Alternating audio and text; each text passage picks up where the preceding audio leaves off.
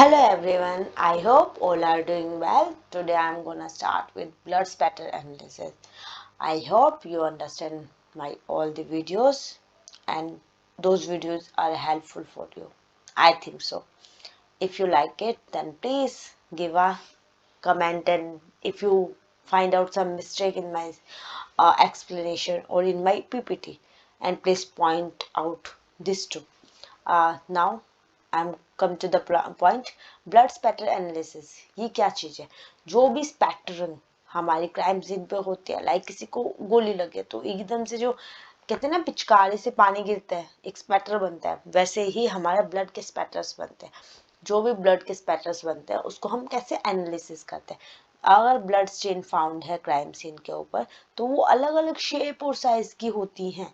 कोई ज्यादा शार्प होती है, कोई ज्यादा मतलब गहरी भरी भरी सी होती है, कोई ज्यादा बड़ा सर्कल होता है, वो छोटे छोटे स्पाइक्स होते हैं। तो हम उसको स्टडी करके हम बता सकते हैं जो भी स्टेन्स होते हैं उसके साइज, शेप, डायरेक्शन, हाइट से हम काफी चीजें बता सकते हैं कि कितनी दूर से बॉडी पड़ी होगी, कितनी दूर से अटैक किया होगा, कैसे ब्लड निकला था, कि क्या कोई पर्सन वहां से भाग के गया है। क्योंकि हम अगर भागते हैं तो भी हमारे ब्लड टपकता टपकता जाता है कि यहाँ पे इंसिडेंट हुआ है, वहां तक वो बंदा भागा है, तो वो चीजें बता देते हैं। From where blood has fallen can be determined. Source estimation. Blood can be achieved by performing certain blood related tests कि कौन से सोर्स से है. How to recognize blood can be menstrual or abortion. हमें ये भी पता चल जाता है कि ये menstrual है या aborted blood है. कैसे पता चल जाता है? अब एस्टिमेशन ब्लड स्पैटर तो ये सारे काम करता है। अब हम कैसे रिकॉग्नाइज करेंगे मेंस्ट्रुअल है या अबॉर्शन का है? अब मेंस्ट्रुअल में क्या होता है? लेस अमाउंट ऑफ हार्मोन, जो कि हमारे मेंस्ट्रुअल साइकिल के टाइम पे हार्मोन्स आते हैं, उसमें लेस अमाउंट ऑफ हार्मोन होते हैं मेंस्ट्रुअल में, और जो कि कोएगुलेट नहीं होंगे। बट ये दोनों के दोनों एक कंडीशन में कोएगुलेट हो सकते हैं, अगर ये सीमेन के साथ मिक्स होते हैं। मेंस्ट्रुअल ब्लड अगर सीमेन के साथ मिक्स है तो वह कोएगुलेशन फॉर्म में मिल सकता है।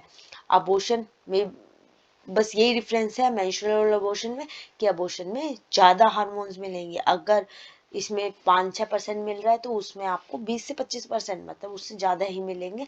अब वो भी कोएगुलेशन नहीं करता, बट सीमेन के साथ कोएगुलेशन कर सकता है। एज ऑफ ब्लड, कि कितना पुराना खून है, कितने टाइम से है। डन बाय नोटिंग एसेंट और कोएगुलेशन, वही उसकी खुशबू से बता सकते हैं या उसकी कलर चेंजेस से भी हम बता सकते हैं कि कितना पुराना ब्लड होगा। अदरवाइज हम टेस्ट से बता देते हैं। Blood also help to determine species of origin. हमारा ब्लड क्या हेल्प करता है? Species of origin. Whether blood belong to culprit और अ विक्टिम, कि ये विक्टिम का है या कल्प्रिट का है, ये चीज हम पता लगा सकते हैं। क्योंकि अगर विक्टिम है, वो गिरा हुआ है, उसका ब्लड है, तो ऑब्वियसली वो विक्टिम ही है क्योंकि वहाँ क्राइम सीन पे वही है। और अगर उसमें दूसरा ब्लड मिल रहा है तो हमें हाँ पता चल रहा है ये तो कल्प्रिट का ही होगा, क्योंकि वो हमारा आइडेंटिटी रिवेल नहीं हुई है कि किसने किया। तो also determine source of blood, artery का है या वेनस का, दोनों बताता है। डिटरमाइन बिलोंग टू मेक और मेल और फीमेल, सॉरी ये थोड़ा रॉन्ग है, आप इसको देख लेना। ये क्या बता सकते हैं कि मेल का या फीमेल का, ये चीज भी डिटरमाइन करता है। WBC nucleus use for determine through bar body. हम ज्यादातर मतलब WBC को ही यूज करते हैं कि बार बॉडीज को की है या नहीं है, बार बॉडीज प्रेजेंट है या नहीं है। कि मैं पूरे एक चार्ट में बता दूंगी, क्योंकि वाई बॉडीज तो हमारी मेल में प्रेजेंट होती है, पर बार बॉडीज हमारी फीमेल में प्रेजेंट होते हैं, जिससे हम बता सकते हैं कि किसका ये ब्लड ग्रुप है। अब collection and preservation and packaging of blood, अब हम कैसे करेंगे कलेक्शन और उसकी पैकेजिंग, प्रिजर्वेशन और उसको सेंड कर रहे हैं लैब तक, कैसे करेंगे? अब ब्लड प्रिजर्वेशन हमारा EDT, ethyl di amino tetra acetic acid, ये फुल फॉर्म भी ध्यान में आप लोग रखना। NaCl सॉल्ट जो हमारा होता है, heparin, sodium fluoride, sodium oxalate, और हमारा सोडियम सिट्रेट, ये हमारे सारे के सारे इसके पैकेजिंग के लिए ही होते हैं हमारे ब्लड को। अब इसके अंदर EDTA जो और NaCl हमारा होता है एंटीकोएगुलेंट है। एंटीकोएगुलेंट में अगर हमने सोडियम फ्लोराइड यूज करा है तो उसके साथ हमें इसमें से एक चीज लेनी पड़ेगी, EDT या NaCl, कि वो एंटीकोएगुलेशन ना हो पाए, है ना। उसके अगेंस्ट में, एंटीकोगुलेशन के अगेंस्ट में हमें ये सारे इनमें से या तो EDTA लेना पड़ेगा या सोडियम फ्लोराइड, ये दोनों मिक्स करके लेने पड़ते हैं। इसके बाद पैकेजिंग मटेरियल। अब पैकेजिंग हम कैसे करते हैं, एयर टाइट कंटेनर हो। एक और चीज़ है हमारे, जो ये सारी चीज़ें हैं, हम कई बार जो अल्कोहल होती है, अल्कोहल में हम सोडियम फ्लोराइड लेते हैं और अदर में हम सोडियम ऑक्जेलेट सिट्रेट सारे, अगर अल्कोहल का केस है तो हम सोडियम फ्लोराइड लेते हैं, और क्योंकि उसमें अल्कोहल की क्वांटिटी है। Packaging material, air tight container में हम रखेंगे, वैक्स फ्री कंटेनर होगा, कोई भी वैक्स नहीं होगा। एनवेलप, अगर ड्राई है तो एनवेलप में रख लेंगे, या वाइल्स में, या वुडन बॉक्स में। ये हम इन सारी चीज़ों में हम पैकिंग करते हैं हमारे ब्लड मटेरियल को। टेप्स होगी, marker, seals and other. Air tight container में लाइक लिक्विड में है, लिक्विड फॉर्म में अगर हमने लिया तो उसे एयर टाइट कंटेनर में रखेंगे।